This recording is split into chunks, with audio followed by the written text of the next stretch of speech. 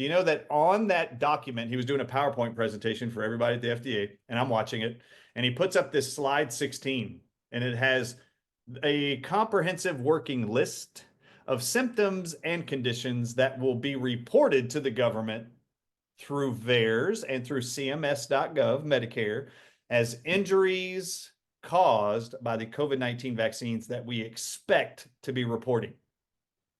Do you know that encephalitis is on that list? Do you know Guillain-Barré syndrome is the first one on that list, which is polio, paralyzed half your body? They knew deaths were going to be reported from the COVID-19 vaccines. And then the second one right after death on the second column actually reads differing pregnancy outcomes. Now, it's a real shoddy way of saying you might lose your baby, have a stillbirth, might miscarry, might not be able to get pregnant whatsoever.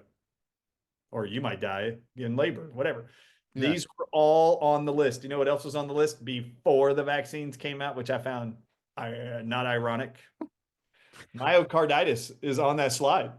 Yeah. And pericarditis, inflammation around the heart. They knew this was going to be what happened before they released this into the public. So don't tell Dr. Chalmers he don't know what he's talking about, encephalitis. The FDA published. They knew people would develop encephalitis. They knew people would miscarry their babies. They knew they would die. They knew children would experience a new condition they called multi-system inflammatory syndrome in children, meaning their brains, heart, liver, kidneys would all swell at once and they could die.